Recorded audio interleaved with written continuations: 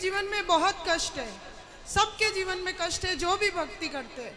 मैं भी ठाकुर जी को मानती हूँ, उनके इर्द गिर्द ही मेरे विचार रहते हैं, लेकिन इतने नियम मैं नहीं पालन कर सकती।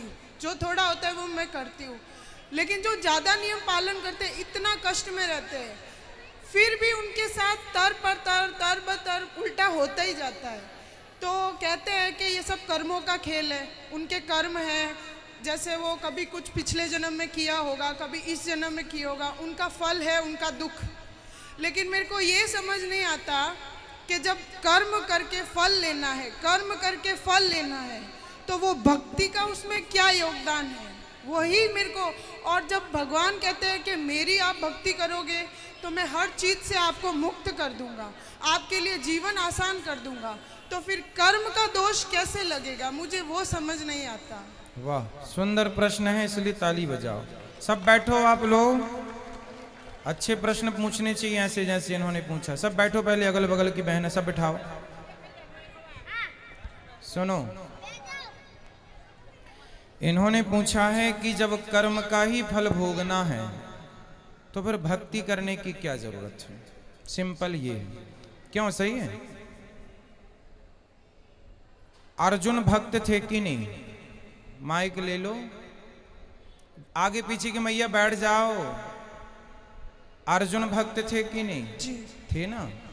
लेकिन अर्जुन को भी 12 वर्ष का वनवास जाना पड़ा। 12 साल तक जंगल में रहना कोई सरल काम तो नहीं है। 1 साल अज्ञातवास, जंगल में रहना, किसी के दास दासी बन के रहना सरल काम तो नहीं है। जबकि अर्जुन जैसा भक्त कौन होगा? फिर भी उन्हें कष्ट उठाना पड़ा। भगवान राम तो स्वयं भगवान थे, 14 साल का कष्ट। माता सीता तो साक्षात लक्ष्मी थी, फिर भी दर दर की ठोकर जंगल में लकड़ियां काट काट के बच्चों का लव कुश का लालन पालन किया। इसी प्रकार अब आप कहते हैं कि जब हम भक्ति करें तो फिर कर्म ही का फल भोगना है, तो भक्ति का अर्थ क्या? बात ऐसी है बेटा कि कर्म तो अपनी जगह है, कर्म तो हमें भोगनी है, हमें भी भोगना है, आपको भी भोगना है। भक्ति सिर्फ इसलिए की जाती है, इसलिए नहीं की जाती कि भगवान हमें पैसे वाला बना दें, भगवान हमें धन धान्य से भर दें, घर में सब कुछ हो। भक्ति का मतलब पैसा पाना नहीं, भगवान से बेटा बेटी मांगना नहीं। अरे भगवान की भक्ति आपको जो देगी, कोई कर्म में इतनी ताकत नहीं है कि आपको वो दे सके।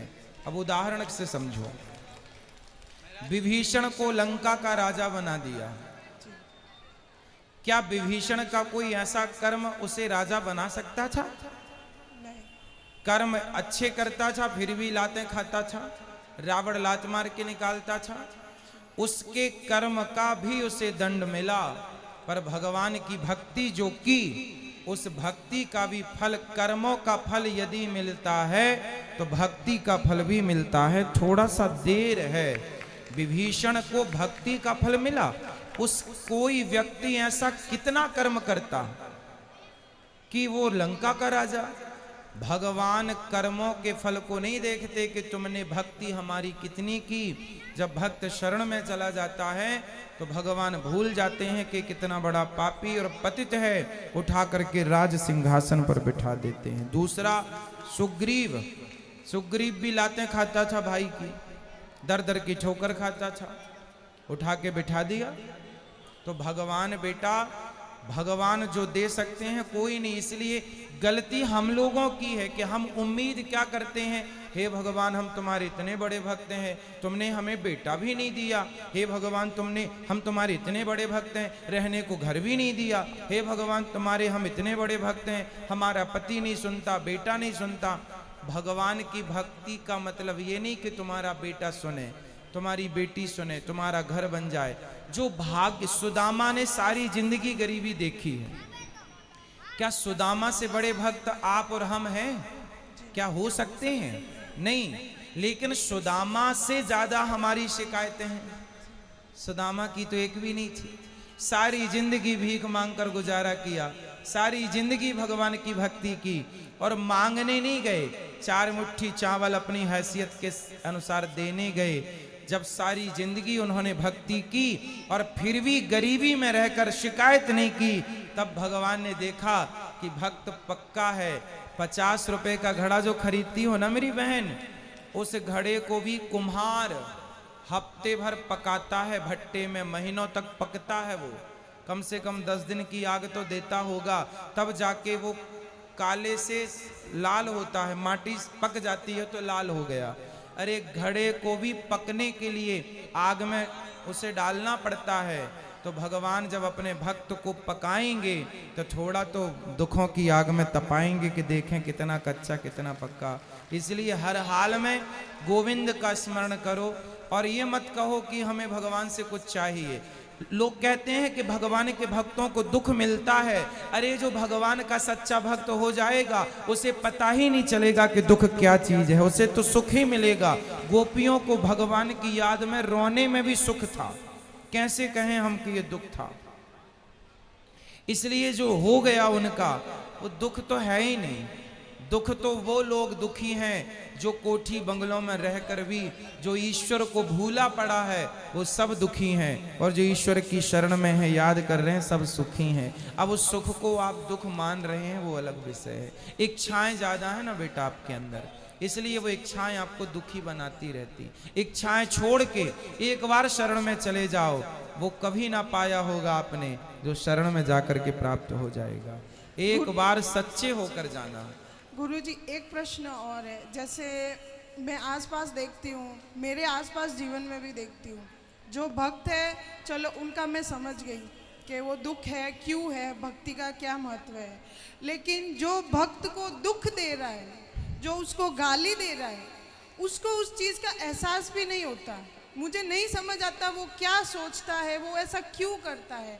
और उसका पूरा जीवन अच्छे से चल रहा होता है और वो भक्त रो रहा होता है, और उसका पूरा जीवन अच्छे से चलेगा। अगर उसको सजा मिलेगी तो वो भी मरने से कुछ दिन पहले, तो उसका जीवन तो मज़े से गया और भक्त का पूरा जीवन रोने में या कष्ट में तकलीफ में गया। तो फिर उसका भक्ति न करना या करना, उसमें क्या उसमें अंतर हो गया। फिर वो तो दुख दे के मज़े कर रहा है, अंत में 4 दिन भुगत लिया और फिर चल लिया। वो बेचारा भक्त पूरा टाइम रोता रहता है, गाली जो खाता भक्त रहता है। होता है ना बेटा, आप किसी भक्त को जाकर पत्थर मारिए, आप किसी भक्त को जाकर के लाठी और जूते से मारिए, तो मारने वाले की तरफ भक्त जब देखता है ना, तो वो ईश्वर से प्रार्थना करने लगता है, हे भगवान इसने मुझे जूते मारे हैं, हे भगवान इसने मुझे पत्थर और लाठियां मारी हैं, हे भगवान इसे क्षमा कर देना। क्योंकि भगवान बड़े गुस्से में आ जाते हैं जब कोई भक्त को मारता है। पर वो भक्त, आज की कथा सुने आपने, द्रौपदी के 5 बेटों को मार डाला था अश्वत्थामा ने, और भगवान ने पूछा कि बता क्या करूं इसके साथ। तो द्रौपदी ने क्या कहा, छोड़ दो छोड़ दो। कोई भक्त यदि बदले की भावना रखे बैठा है तो भक्त हो ही नहीं सकता।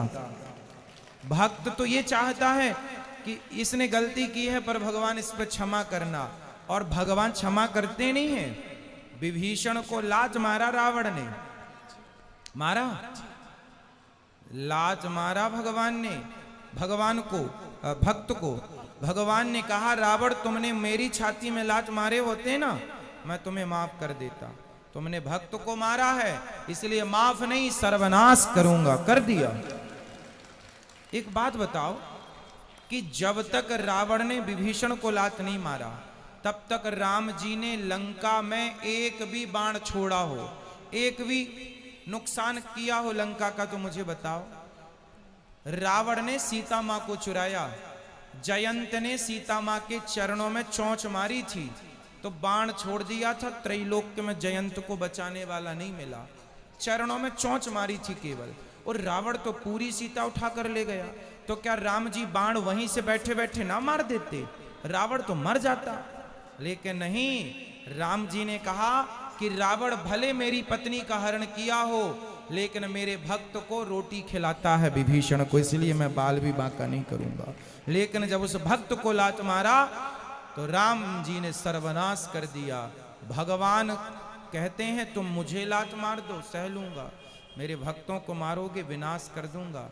इसलिए मेरी बहन, आप जो कह रही हैं कि भक्तों का अपमान करके लोग मजे से रहते हैं, नहीं, उनको जब मिलेगा ना दंड, भगवान थोड़ा सा देर, God mills grind slow but sure, ईश्वर थोड़ा धीरे चक्की चलाते हैं। पिसता है उनके घर आटा धीरे, पर पिसता जरूर है। हिसाब तो पाई पाई का रखते हैं ना भगवान। जब देंगे ना तो खूब नानी याद आएगी। और आप ये मत सोचो जैसे मैंने, आप भक्त हो और मैंने आज आपको अपमानित किया, आपको मारा मैंने, तो आप तो भक्त हैं, आप तो मेरे से कोई ना कुछ ना कहेंगे और मैं तो मौत से रह रहा हूं। लेकिन मेरे जीवन के आखिरी तक और जो अगला जन्म होगा, वो सारे जन्म में इस जन्म का ये दंड भोगना पड़ेगा। कोई अंधा है, कोई लंगड़ा है, कोई बहरा है, क्यों है? किसी जन्म का तो हिसाब चुकरा है ये। क्यों लोग घिसट घिसट के चल रहे हैं? क्यों चप्पल पांव में ना पहन के हाथ में पहनना पड़ रहा है? ये आज का ही कर्म दंड थोड़ी है, ये किसी ना किसी जन्म का कर्म दंड ही तो भोग रहा है। तो ईश्वर के घर देर है, अंधेर में। एक प्रश्न और लास्ट, जैसे भगवान कर्म की सजा देते हैं, उसको सजा मिल रही है, वो पूरा जीवन सजा ले रहा है, लेकिन उसको ये ज्ञात ही नहीं है कि उसको सजा क्यों मिल रही है और वो गाली दे रहा है, तो उस सजा का क्या फायदा? ज्ञान नहीं हो सकता बेटा, ये तुम्हारे और हमारे हाथ में नहीं है, यही तो ईश्वर के हाथ में है। मिलेगा बस, ये श्योर है, ये कन्फर्म है, बट ये नहीं कन्फर्म है कि आपको किस दंड पाप का। भीष्म पितामह को बाणों की सैया मिली। भीष्म पितामह ने कहा कि मैंने तो कोई पाप नहीं किया, मैंने तो कोई अपराध नहीं किया, मैं तो अपने 20 जन्म पुराना मैं जानता हूं। भगवान ने कहा 20 जन्म तक तो जानते हो, 20 जन्म के पहले 21वां जन्म देख लेते तो मिल जाता। एक सांप को कांटों के ढेर में फेंक दिया था 21 जन्म पहले, उसका दंड आज मिल रहा है भीष्म पितामह को। तो हमारी और आपकी सोच, हमारी और आपकी बुद्धि से ईश्वर का न्याय परे है। महाराज जी, जैसे मेरे जीवन में है, मेरे साथ कुछ बुरा होगा, कुछ समय के लिए बुरा लगेगा, लेकिन मैं सोचूंगी कि शायद ये मेरे कुछ कर्मों की सजा है, फिर मैं माफ़ी भी मांगूंगी, तो क्या मुझे वो माफ़ी मिलेगी उस भाव के साथ, उस फील के साथ? यदि हमने कोई अपराध किया हो और हम सिर्फ भगवान की शरण में चले जाएं, तो भगवान कहते हैं सन्मुख हो ही जीव मोहि जबहि, जन्म कोटि अघनासहि तबहि, अघमेंस पाप। जो मेरे सन्मुख आकर मेरा हो जाता है, मेरे में आत्मसमर्पण कर देता है, मैं उसका हो जाता हूं और उसके सारे अपराधों को क्षमा कर देता हूं।